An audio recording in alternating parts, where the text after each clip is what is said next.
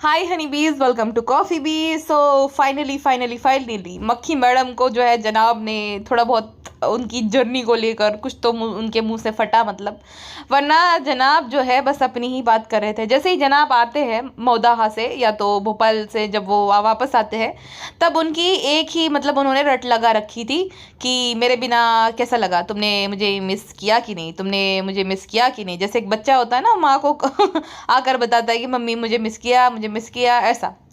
और बच्चे की तरह ही कंप्लेन कर कि मैं जो हूँ मोटा हो गया हूँ, मैं मोटा हो गया। तो मक्खी मैडम भी माँ की तरह, नहीं आप जितने व्लॉग में दिख रहे थे उतने मोटे नहीं हुए हो, हाँ थोड़ा ब्लोटिंग है लेकिन आप इतने मोटे नहीं हुए हो। चल चल। तो ये मुझे एक बात याद आ गई, जब मैं टीनेज में थी ना, तो मैं अपने मतलब मुझे ऐसा था कि मेरा वेट थोड़ा सा भी बढ़ना नहीं चाहिए। मैं बहुत ज़्यादा मतलब अपनी हेल्थ को लेकर कॉन्शियस थी, अभी भी हूँ बट उस टाइम पे कुछ ज़्यादा ही थी। क्योंकि मुझे ना मेरी बहन या तो मेरा कोई भी जो जानने वाले थे चिढ़ाने के लिए मुझे बोल देते तेरा वजन बढ़ गया, जबकि बढ़ा नहीं होता था। तो मेरी मॉम भी मुझे ऐसे ही सांत्वना देते थे।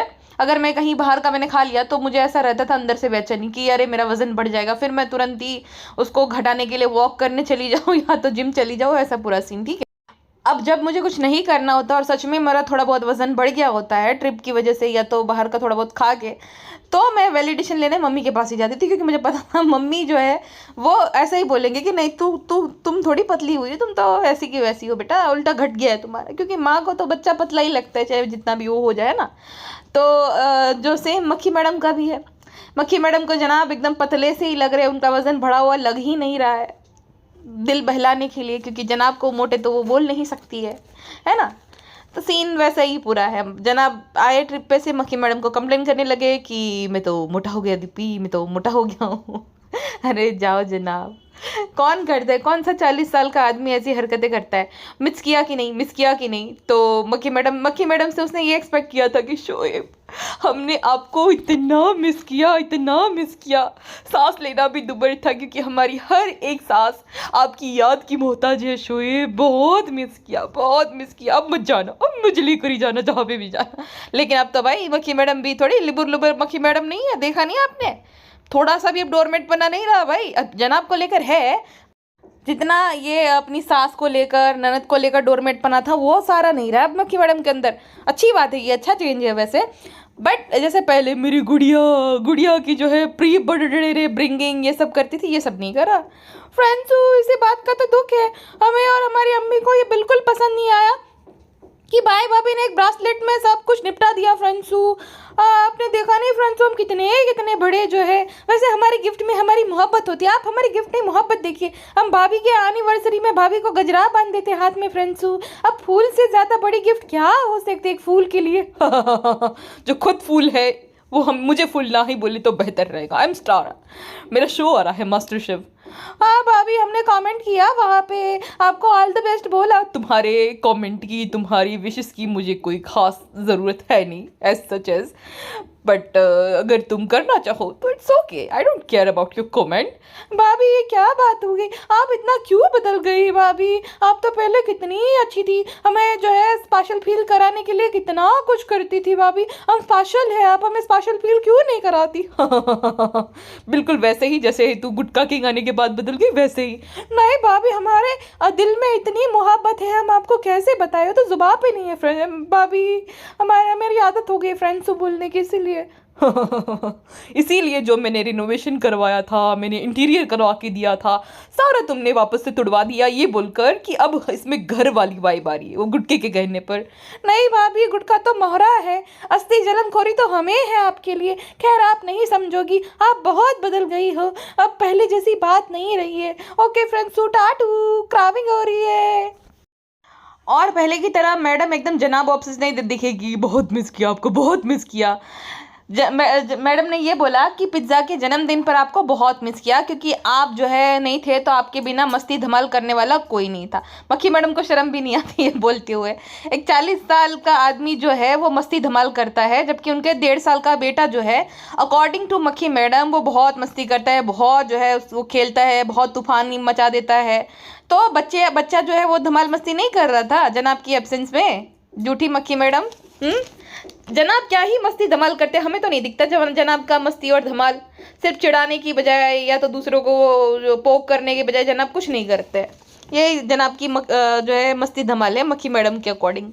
हाँ, एक माँ के लिए तो बच्चे की ऐसी क्रिंज हरकतें भी बहुत बड़ी बात होती है, तो समझ सकते हैं लेकिन मक्खी मैडम ने भारी इंसल्ट कर दी जनाब की। बोला कि मैं तो बिजी थी शूट में, इसलिए मैंने इतना मिस नहीं किया, लेकिन हाँ रूहान बहुत आपको मिस कर रहा था। लास्ट 2-3 दिन से जब भी डोरेबल बजता था वो पापा पापा पापा करने लगता था। अरे चल जुट्टी, अगर बच्चे ने सच में ऐसा किया होता ना, तुम्हारा कैमरा तुरंत ऑन हो जाता था। ठीक है, बच्चा जब रोता है डर के मारे तब जनाब का कैमरा ऑन हो जाता है, तुम्हारा छोटी छोटी बात पे जो है कैमरा ऑन हो जाता है। जब बच्चा कुछ भी रिएक्ट करता है, कुछ भी करता है, तो तुम ये पीछे रहती थी रिकॉर्ड करने से। फेंको फेंको फेंको, बहुत बड़ी बड़ी फेंको। कौन ही है लपेटने वाला है ना मक्खी मैडम। फेंको फेंको, तुम तो बड़े खूब मोटी मोटी फेंकता जाओ, ठीक है। और अगर बच्चे ने ऐसा किया होता ना, तुरंत कैमरा रोकड़ बोल करती, अले ले अले माय बेबी बॉय, पापा को मिस कर रहा है पापा को। हाँ, एक बार उसने क्लिप डाली थी जहाँ पे बच्चा खाली हाथ दिखा रहा था। हाँ, ऐसा कुछ नहीं बोल रहा था पापा पापा, वो आंटी के साथ घूम रहा था। आज भी देखो घूम रहा था, जहाँ पे जनाब ने बोला कि वो दादा के पास जाने के लिए वो जो है इशारा कर रहा है, वहाँ पे एक्सरसाइज कर रहे हैं। तो वो बच्चा जो है दादा के रूम को देखकर ऐसा बोलता है, क्योंकि दादा नीचे गए थे, पापा को मिस नहीं कर रहा था। हाँ, हालांकि वो जो है मक्खी मैडम से बोर बहुत हो जाता है, मक्खी मैडम से तंग आ जाता है, क्योंकि बच्चे भी डरते ही है ना, है तो वो बच्चा ही तो डर जाता है मक्खी मैडम की ऐसी भयानक हंसी से। इसलिए वो खुश जरूर हो गया कि हाश अब छुटकारा मिलेगा मक्खी मैडम से। और मक्खी मैडम वरना ना ऐसा बच्चा करता ना दरवाजे को देखकर कि पापा पापा पापा, तो रिकॉर्ड करके बोलती, शोएब देखो कितना मिस कर रहा है, कितना मिस कर रहा है, we are missing you Shoaib. लेकिन ऐसा कुछ भी नहीं था, ये मक्खी मैडम अपनी ख्याली पुलाव पकाती रहती है। अतः जनाब भी कुछ कम नहीं है, जनाब बदला लेते तुरंत ही। मक्खी जब पूछती है ना, जब वो लोग डिनर पे जा रहे थे भालू आपी के बर्थडे पे, तो मक्खी मैडम पूछती है कि आपने एक बार भी मेरा नाम नहीं लिया, क्यों ऐसा, आप मुझे मिस नहीं कर रहे थे? तो जनाब कहते हैं कि नाम इसलिए नहीं लिया क्योंकि मिस नहीं कर रहा था। जनाब बड़ा बदलखोर है भाई, बदलाखोर, तुरंत बदला ले लेता है। फ्रेंड्सू भाई पे ही गए हम। बिल्कुल भी नहीं, मेरे जनाब के साथ हम अपना कंपैरिजन करना ही मत। तुम तो एक चलती फिरती जो है जलनखोरी की दुकान हो, मेरे जनाब जो है बड़े दिलदार है। हाँ, बड़े दिलदार है, तभी तो भाभी आपको अपने दिल में जगा दी, वरना भाभी अभी आज के ज़माने में कौन सा कुंवारा लड़का किसी, समझ जाओ भाभी। जिनके खुद के रिश्ते इज्जत के लिए लगवाने पड़ रहे हो, वो मुझे ना बोले और मेरे जनाब को ना ही बोले तो बेहतर रहेगा। अरे आपने कुछ बोला फ्रेंड्सू, प्रेगनेंसी में तो कान में थोड़ा कम सुनाई देता है। ओके भाभी टाटू, हमें कुछ नहीं सुनाई दिया। अपने आप पे आया थी तो सुनाई नहीं दिया। बड़ी चालाक लोमड़ी है, तंग आ चुकी हूँ मैं इन लोगों से। पता नहीं क्यों शादी करके तो इंसान चला जाता है। चलो भाई, हमने सब कुछ करा दिया, कैसा हाल था सब कुछ ठीक करा दिया। शादी के दिन मैं और मेरे जनाब इतने रो रहे थे कि हाश छुटकारा मिला, लेकिन ये तो हमारे गले ही पड़ गई। वो जो मैं सुहागरात की सेज जोश की थी बेशरम की, जहाँ पे सब लोग बैठे थे, मैं भी बैठी थी, वहाँ पे मैं इसलिए रो रही थी कि मुझे पता चला कि 15 दिन बाद वापस से वहीं आ जाएगी। तंग आ चुकी हूँ मैं इन सब से। अगर जनाब जो है मम्मास बॉय ना होते ना, तो मैं तो कहीं अच्छी लोकेशन पे शिफ्ट हो जाती थी। अरे मैं लाफ्टर जो वो शेफ में जाती हूँ, वहाँ पे सब लोग जितने भी टीवी वाले हैं, जो कि मेरे जितना कमाते भी नहीं है, वो लोग भी अच्छे अच्छे एरियाज में रहते हैं। कोई अंधेरी में, मलाड में, बांद्रा में, और मैं मीरा रोड में पड़ी हूँ। बिल्कुल भी अच्छा नहीं लग रहा। अगर ये लोग जो है, इनको मैं ना लाती, भोपाल में एक अच्छा सा विला ही खरीद के ले देती थी, कितने में ही पड़ जाता, 45-40 लाख रुपए में आ जाता था। लेकिन मुझे ही थी, मुझे ही लाना था जनाब के सामने महान बनने के लिए। अब भुगत रही हूँ मैं, इसीलिए मुझे रोना आ रहा था, इसीलिए। और ये बोल रहे थे, देखो गुटकू भाभी रो रही है, इमोशनल हो गई। इमोशनल इसलिए हो गई थी क्योंकि तो विदाई पे हम लोग इतना रोए कि चलो चलो। एक तो खुशी के आंसू भी थे आधे वो, और आधा था कि छुटकारा मिला। लेकिन नहीं, ये तो घर जमाई लेकर आ गई। हद होती है। प्लान था क्या, हम भाई भाभी के वहाँ पे नहीं खाना पीना खाते हैं, हम घर जमाई नहीं है, तो भाभी आप हमें घर जमाई ना बोलो। अरे चुप कर पागल आदमी, तुम्हें मेरे जनाब इसीलिए भाव नहीं देते हैं। घर जमाई होकर भी किस मुंह से बोलता है। इसीलिए तुझे जो है पलक दिखला जा मैंने ही लेकर गए थे जनाब, कि क्या बोल के इंट्रोड्यूस कराएंगे, क्या करता है, कुछ करता धरता नहीं है, फ्रेंड फ्रेंड करता रहता है, जब देखो तब दिमाग खा रखा है गवार ने। बाबे हमें अच्छा नहीं लगा, हम बता देंगे चालू करे। जा, तेरी चालू से मैं डरती हूँ क्या? तेरी तरह उसकी कमाई नहीं खाती हूँ मैं, समझा? बाबे गलत बात बाबे, हम बड़ा बुरा लगा, मौदा चले। अबे जा, तू भड़ में जा, मौदा नहीं, मुझे क्यों डरा रहा है, मुझे क्या समझा है? मैं डरूंगी तेरी धमकियों से। गुटको क्या हुआ? अब बाबे ने देखो कैसा बोला, हम घर जमाए।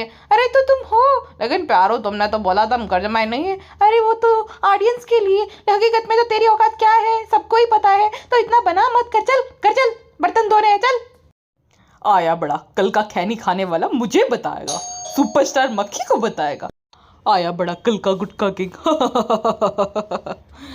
अच्छा, मक्खी मैडम को जनाब को बताना पड़ रहा है कि जब बेबी रू उठेगा तो उसके साथ खेल लेना, उसको अच्छा लगेगा।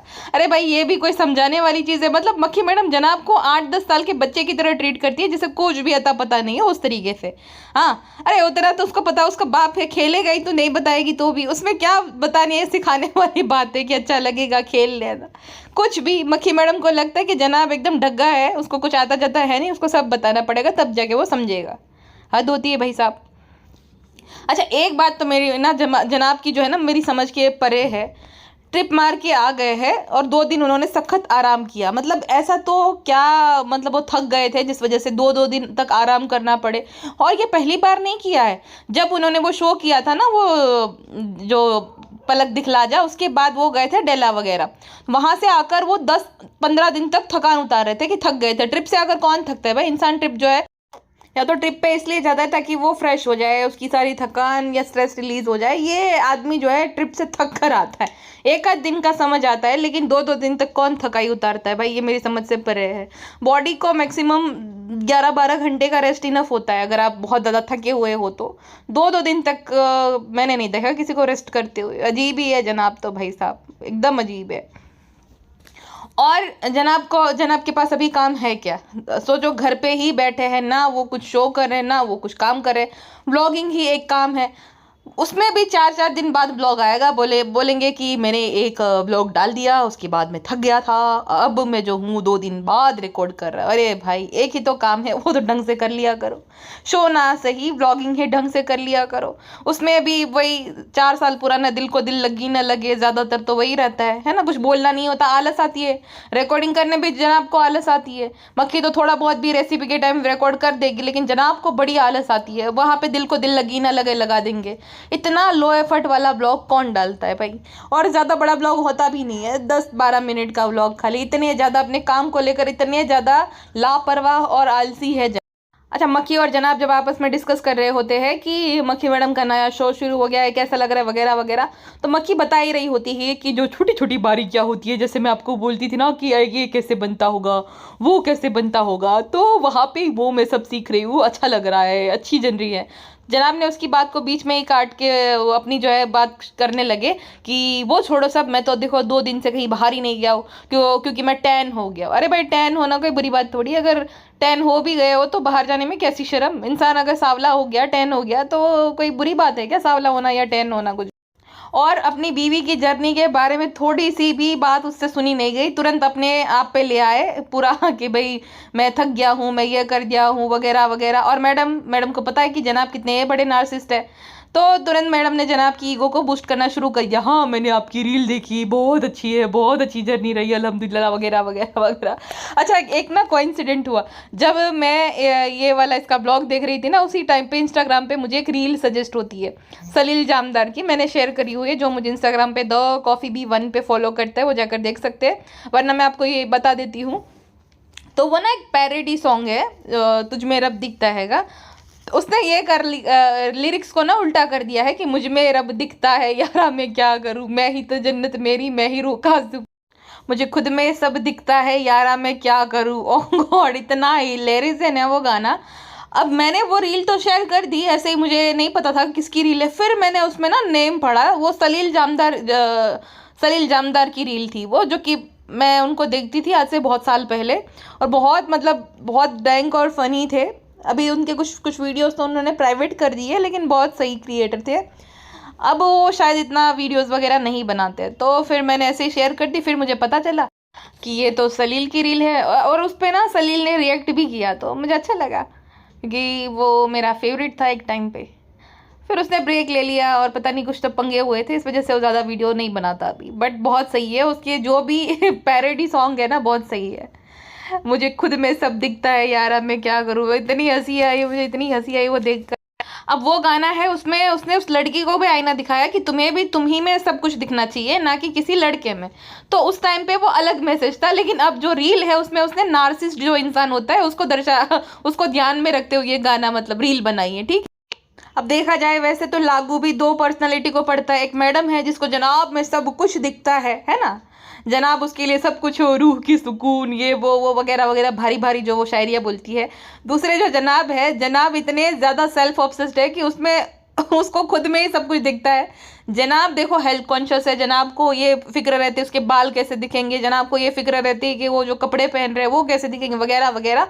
तो उसको उसमें ही सब कुछ दिखता है, लेकिन मक्खी मैडम को जनाब में सब कुछ दिखता है। तो वो दोनों ही जो सिचुएशन है इन दोनों पे लागू पड़ती है, ठीक है। वो जो पाकिस्तानी शो से अपने आप को कंपेयर कर रहे थे कि अरे अरे हमें ही ध्यान में रखकर बनाया होगा वगैरह वगैरह, कुछ भी, ये गाना आप दोनों पे परफेक्ट लागू पड़ता है। खैर जिस टाइम पे जनाब का शूट चल रहा था, जैसे वो डांस रियलिटी शो हो या तो जनाब के कुछ भी मतलब गाने का भी शूट होता ना, तो बच्चा उस टाइम पे तो 1-2 महीने का था, वहां पे भी सेट पे ये पहुंच जाती थी। ये बोलती भले थी कि इसको इंटरेस्ट नहीं है, अभी बच्चा बड़ा हो जाए तभी ये करेगी कमबैक, लेकिन ऐसा नहीं था, ये हमेशा मिस करती थी हाँ अपने काम को। ये एक्ट्रेस है तो अपने काम को मिस करेगी, लेकिन ये जो बड़ा ये गृहिणी बनने का ढोंग था ये बिल्कुल ही मतलब फेक था, ये मिस करती थी अपने काम को। ये देखो अभी गई तो कितना खुश हो गई। चलो अच्छी बात है, वो कबूतर खाने से और इन लालची लोगों से दूर गई, अच्छी बात है। बट ये जो ढोंग था उसका कि मेरा यही ड्रीम था हाउसवाइफ बनना, डब्बा पैक करना, ये सरासर गलत था। ये कभी भी इसका ड्रीम ऐसा था ही नहीं हाउसवाइफ बनने का। जनाब को और जनाब की फैमिली को खुश करने के लिए सब बड़ी बड़ी डायलॉग बाजी करती थी। इसको अपने आप को अपने काम से बड़ा प्यार है, होना भी चाहिए, बट झूठ क्यों बोलना, वही बात है। लेकिन मक्खी मैडम तो है ही झूठी। अब देखो जनाब ने जब वो रियलिटी शो किया था ना, डांस रियलिटी शो, उस टाइम पे मक्खी मैडम ने सबको ये बोलकर इमोशनल किया था मेरा ड्रीम है, क्योंकि मैं निकल गई थी पहले ही जो है एपिसोड में, मतलब एलिमिनेट हो गई थी ना वो पहले ही हफ्ते में, एपिसोड में नहीं। तो जनाब वो शो जीते, लेकिन जनाब नहीं वो जीत पाए, क्योंकि जनाब जो है नहीं चीज़ें हो पाती जनाब से। 1-2 परफॉर्मेंस अच्छे थे, बाकी वही फारा जी ने शोएब तो शोएब तू ना, शोएब एकदम शाहरुख है, तू तो शाहरुख है, टीवी का शाहरुख है शोएब, उस वजह से इतना ज़्यादा हाइप अप कर दिया था। दूसरा भाई वो जो चैनल था उसका फ़ायदा था, क्योंकि इसीलिए तो बुलाते हैं ना ओटीटी में, और जो बड़े बड़े रियलिटी शो है, क्योंकि उनको इन्फ्लुएंसर और जो उनको भी समझ आ गया कि अब अगर ओटीटी वाली ऑडियंस को टीवी पे लाना है तो इनको लाना पड़ेगा। हाँ, इसीलिए आप जो है बिग टॉस में और वहाँ पे इन्फ्लुएंसर्स को या तो क्रिएटर्स को देखोगे, क्योंकि उनको वो ओटीटी वाली ऑडियंस चाहिए, जो यंग ऑडियंस है, जो कि जिनको टीवी में कोई इंटरेस्ट नहीं है, तो उनको वो ऑडियंस चाहिए, इस वजह से इनको लेकर जाते हैं। और मक्खी मैडम टिकेगी, अच्छा देखना तुम, क्योंकि उनको चाहिए वो शो को चलाना, टीआरपी लाना, और वो वाली ऑडियंस चाहिए। अब आप समझ जाओ। और वो जो तेजस्वी है वो भी टिकेगी। तेजस्वी को खाना बनाना कुछ भी नहीं आता है, मैंने लाफ्टर शेफ में देखा था उसको, उसको नहीं आता है भाई, मतलब जितना मैंने देखा। बिग बॉस का याद नहीं मुझे, ना ही मैंने उसके वाला सीजन को ज़्यादा फॉलो किया था, बट लाफ्टर शेफ में जब आई थी तब उसको कुछ नहीं आता था, बेसिक चीज़ें भी उसको पता नहीं था कि उसको ये कहते हैं उसको वो कहते हैं। लेकिन फिर भी वो भी टिकेगी, क्योंकि उनकी भी ऑडियंस चाहिए। और मक्खी भी टिकेगी, बाकी जितने भी जो वेल नोन नहीं है वो सारे एलिमिनेट होते जाएंगे। कविता जी से हाई एक्सपेक्टेशन रखेंगे, जैसे डांस रियलिटी शो में कोई कोरियोग्राफर रहता है ना, तो उनको उनसे हाई एक्सपेक्टेशन होती है, वो कुछ भी मतलब बेहतर से बेहतर करे। अद्रिजा थी तो बेहतर से बेहतर करती थी, तो भी उसको छोटी छोटी बात को लेकर क्रिटिसाइज किया जाता। सेम कविता जी के साथ ये लोग करेंगे कि ये आपसे हाई एक्सपेक्टेशन एंड ऑल वगैरह, बट मक्खी और तेजस्वी को ये लोग रखेंगे। बाकी गौरव खन्ना वगैरह रेलिवेंट है, बट इनको फाइनल तक तो ये लोग नहीं लेकर जाने वाले, देख लेना। मक्खी मैडम रहेंगी, मतलब 3-4 एपिसोड लास्ट के होंगे उस तक तो वो टिक ही जाएगी। लेकिन मक्खी मैडम ने अभी से बता दिया कि बहुत टफ होता है, कल को क्या हो जाए रियलिटी शो में कोई प्रेडिक्ट नहीं कर सकता है, नमक बढ़ जाता है, कम हो जाता है, वो भी हो जाता है, तो आपकी पूरी रेसिपी गई। अब यहाँ पे तो तुम बहाना मार देती थी, मुझे तो बड़ा पसंद आया, मुझे तो अच्छा लगा, लेकिन वहाँ पे नहीं कर सकती ना। वहाँ पे जजेस के सामने तुम ये एक्सक्यूज़ नहीं दे सकती कि मुझे तो अच्छा लगा क्योंकि तुम्हें अच्छा लगाने के लिए नहीं बना रहे वो, बाकी होगा मतलब वो जो रेसिपी जजेस को पसंद आनी चाहिए, जजेस के लिए बनी है, ये तुम्हारा नहीं चलेगा वहाँ पे बहाना।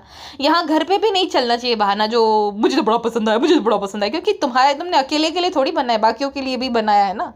तो उनके या तो सर पे कैमरा लेकर खड़ी रहेंगी, कैसा लगा कैसा लगा कैसा लगा, अरे कोई क्या बोलेगा बेचारा, बहुत अच्छा है करके वही बात खत्म। लेकिन हाँ, एक मैंने बात नोटिस की, जब से ये शो शुरू हुआ है इसने तेल डालना कम कर दिया है।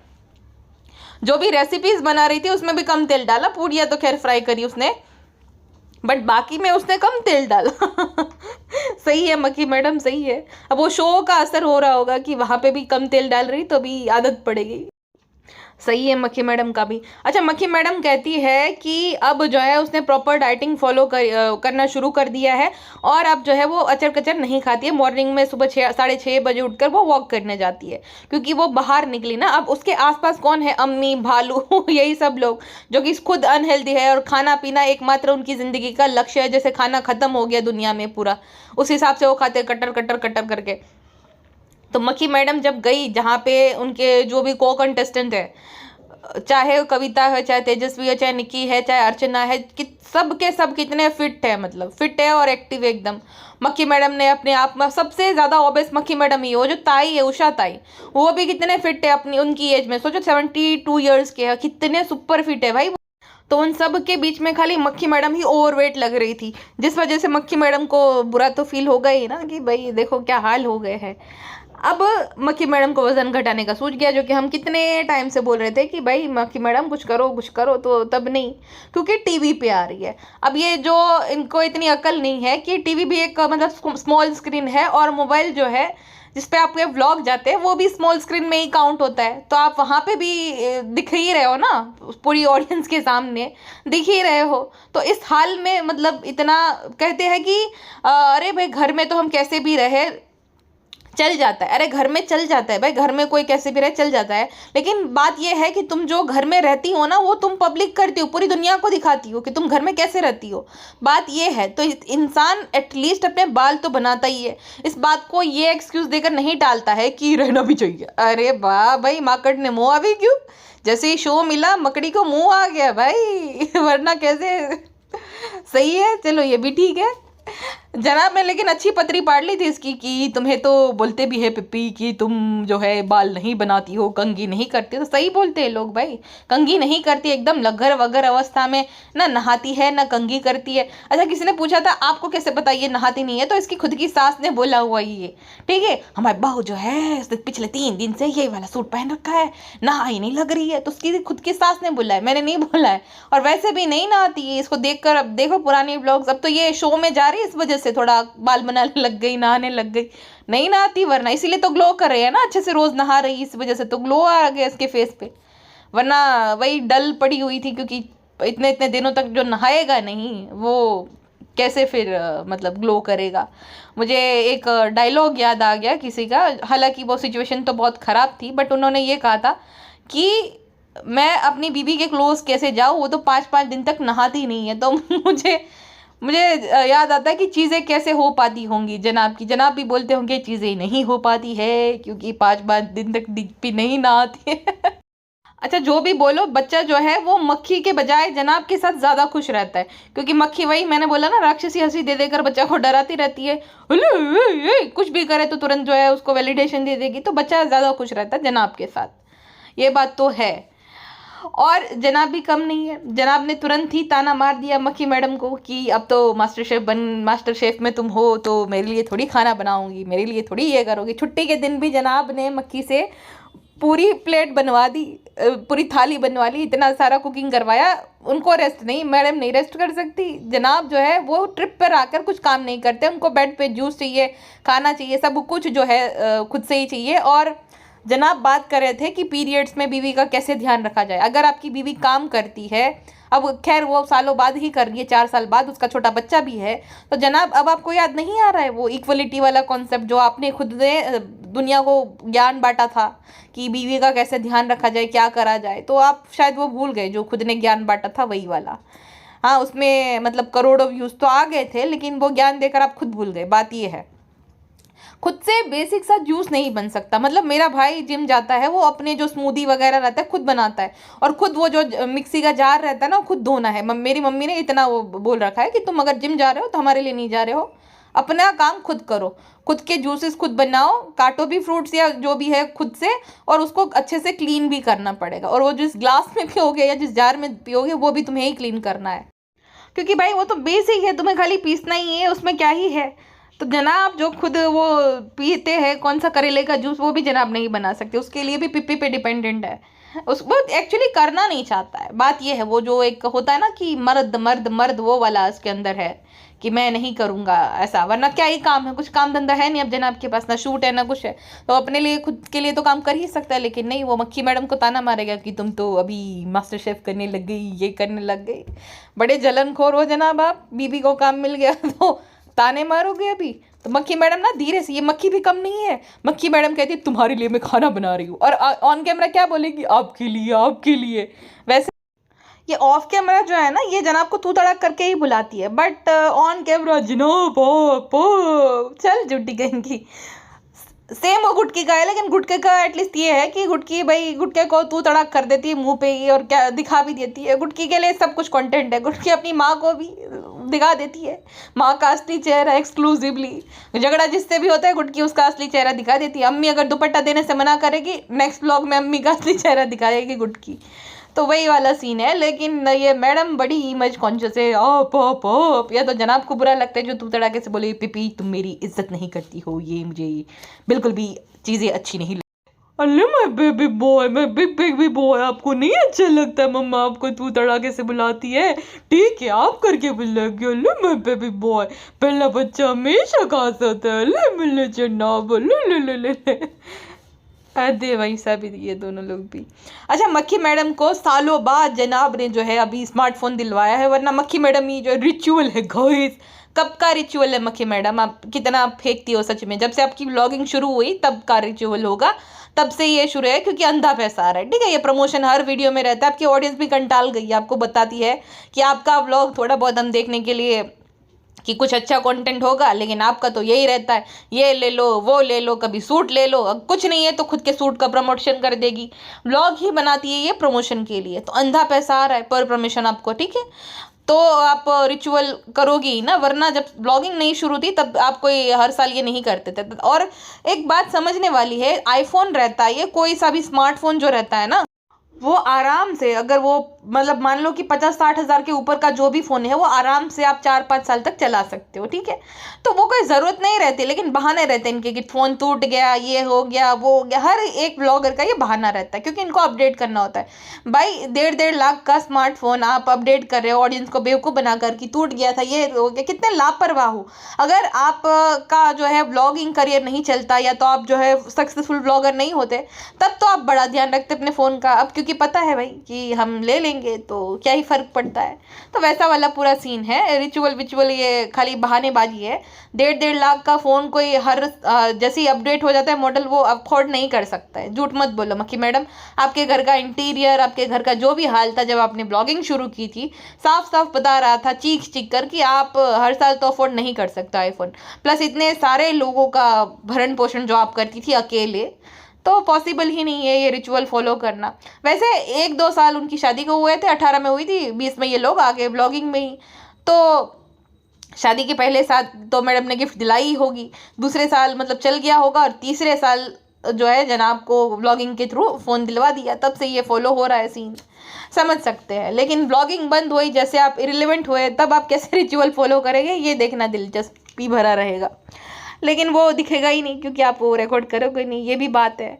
तो ये कोई हर साल स्मार्टफोन लेना ज़रूरी नहीं होता है भाई, चल जाए तो चला लो। लोग 5-5 6-6 साल तक आईफोन चलाते हैं। और क्योंकि जन्नाब ने पहली बार आईफोन दिलाया है, तो मैडम तो एकदम पगला गई थी खुशी के मारे, जैसे कभी आईफोन ही ना देखो। अल्ले झूमर का रिफ्लेक्शन आ रहा है, अल्ले अरे बाप रे मक्खी मैडम नौटंकी बाज। सेम चांद बालियों के टाइम पे ही जो उसने ड्रामा किया था, मेरी मेरी बहुत बड़ी ख्वाहिश थी कि मुझे चांद बालियाँ मिले। दुबई गई तभी भी इतना नौटंकी जैसे कभी दुबई ही ना गई हो। लेकिन ये है कि जनाब जब उसको सरप्राइज देते, ज़्यादातर जनाब इसको सरप्राइज देते नहीं है, तो बौखला जाते कि अल्ले मेरे शोएब ने अपने पैसों से मुझे सरप्राइज दिया। तो इस वजह से इसकी ओवर एक्टिंग होती है। वरना दुबई ये कितनी बार गई, इनफैक्ट ये खुद दुबई जनाब को लेकर गई थी, बट जनाब जब खुद के पैसों से करते हैं तो इसको अच्छा लगता है, जो कि रेयरली जनाब करते हैं। तो इस बार भी आईफोन आया तो मक्खी मैडम जो है वो एकदम बौखला गई कि ले वाह रिफ्लेक्शन। अरे मैडम आप उसको कैजुअली दिला देते हो, इस बार उसको पछतावा हो रहा था कि टाइम पे नहीं मिला। अरे भाई टाइम पे अगर ना भी मिले तो उसमें क्या हो गया, उस टाइम बाद भी आईफोन ही आना है 16 वाला, और अगर तब दिलाओगे तो भी वही आएगा। लेकिन वही है, दिखावा दिखावा दिखावा। अब बताओ, मक्खी में मम्मा ने जो है कुछ टाइम पहले ही जनाब को फ़ोन दिलाया, लेकिन जनाब ने वापस से तोड़ दिया और मम्मा को दिखा भी रहे थे कि देखो देखो मैं क्रैक आ गया है, पीछे से भी टूट गया है मोबाइल। तो अब जैसे ही मक्खी मम्मा का जो है पेमेंट चेक आएगा ना, पेमेंट का चेक आएगा, वैसे ही मक्खी मम्मा जनाब को सरप्राइज देगी। अले ले, मैंने देखा आपके जो है फ़ोन में क्रैक आ गया था, तो कैसे चलेगा। तो तुरंत ही जो है नया फ़ोन मिल जाएगा, अभी देखना। क्योंकि जनाब दिखा देते, इनडायरेक्टली बता देते, बोलते नहीं नया लेना, लेकिन मक्खी मम्मा को जैसे ही जनाब दिखाते अपना फ़ोन तुरंत मिल जाता है नया। सोचो कितना लापरवाह इंसान है, 1.5-2 लाख का फ़ोन जो है ऐसे ही गिरा देते। वाह, अंधा पैसा है भाई यूट्यूब। और भाई हमें एक सवाल था कि मक्खी मैडम कहाँ पे थी, दिखी नहीं पूरे जो है खाना खाते टाइम। तो मक्खी मैडम कोने में जाकर पूरा डेजर्ट लपेट रही थी।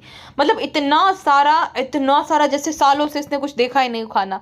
मक्खी मैडम एक एक लेकर ख़त्म नहीं हो जाएगा। शायद इनको ट्रस्ट ना हो कि ये जो पूरी मौदाहा मंडली है खाना खाने के बाद डेजर्ट पे ही टूट पड़ेगी तो बचे ना, आप क्या पता रह गई कि रह जाएगी। इस वजह से पूरी प्लेट भर के डेजर्ट खा रही थी, बाप रे। क्योंकि ये डाइटिंग पे है, इसने कुछ खाया नहीं भाई। चीट डे पे पर इतना कौन खाता है, एक आध डेजर्ट खा लिया तो खा लिया, इतना कौन खाता है भाई साहब। अलग लेवल की होर्डर है ये औरत। कुछ भी लेगी 10-10 चीज़ें, 8-10 चीज़ें, चाहे वो कुछ मेकअप का सामान हो इतना सारा ले लेगी, कपड़े हो तो ये बहुत सारे ले लेगी, सेम पैटर्न के अलग अलग कलर में। कुछ भी ये चीज़ें लेती ना बहुत ज़्यादा मात्रा में लेती, पता नहीं रह जाएगी कि रह जाएगी, इसकी कैसी मेंटेलिटी है। सेम वो भालू का भी है, 10-10 जोड़ी चप्पल ले लेंगी। भाई क्या है, वहीं पे रहेगा। ये कैसी मेंटेलिटी है, कैसी मानसिकता है, इतना कौन डेजर्ट लेके खाता है।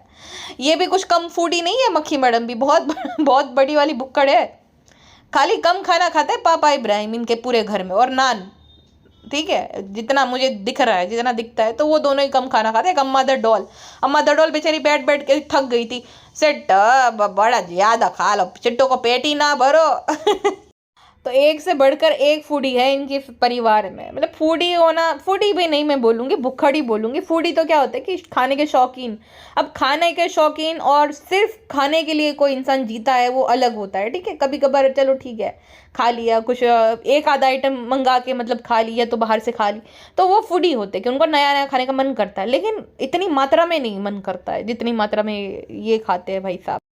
फ्रेंड्स, जो हमारे खाने पे नियत मत लगाए, हम तो आपके लिए भी दुआ करते हैं कि सबको अल्लाह ऐसा खाना नसीब करे। बताए, इसकी दुआ भी ये रहती, इसको लगता है हम सब भूखे भूखे मर रहे हैं। कैसा खाना भाई, ऐसा खाना मिले तो भी हमें नहीं खाना है रोज रोज। ये कौन खाता है ये सब, कुछ भी हद होती है। खैर, जनाब ने कमेंट्स पढ़कर ही सही मक्खी मैडम के काम को एक्नॉलेज कर दिया कि मक्खी मैडम ने चीज़ों में पार्टिसिपेट किया है वगैरह वगैरह, लेकिन फिर भी जनाब के एक्सप्रेशन तो कुछ और ही कह रहे थे। जनाब को थोड़ा मतलब, जनाब खुद बेरोजगार अब बैठे हैं काम के बिना, तो जनाब को मज़ा नहीं आएगा इतना ज़्यादा। अब जनाब भी काम ढूंढेंगे, देखना, शोज़ ढूंढेंगे, फिर म्यूज़िक वीडियोस में जनाब काम करेंगे, क्योंकि जनाब को नहीं मज़ा नहीं आता जनाब को। अब जनाब जैसे मक्खी पहुंच जाती थी बच्चे को लेकर, वैसे सेट पे पहुंचते कि नहीं, ये देखना दिलचस्प हो गया। और फैमिली वीक में तो ड्रामा देखने को मिलेगा ही कि जनाब जो है वो मेरे सुकून है, उन्होंने मुझे बुरे वक्त से निकाला, ब्ला ब्ला ब्ला, मैंने ब्लैक पेज देखा। अब वहाँ पे नेशनल टेलीविज़न पे अपने माँ बाप को शेड ना करे, बस वही प्रार्थना रहेगी मक्खी मैडम कि वहाँ पर बख्श दे। वैसे एक्सपेक्टेशन तो और होप्स तो मैडम से है नहीं कुछ, वो तो कुछ भी कर सकती है, बट आई होप कि ऐसा ना करे। चलिए जी, अभी के लिए बस इतना ही, मिलते हैं नेक्स्ट पॉडकास्ट में। अपना ध्यान रखिएगा, बाय बाय।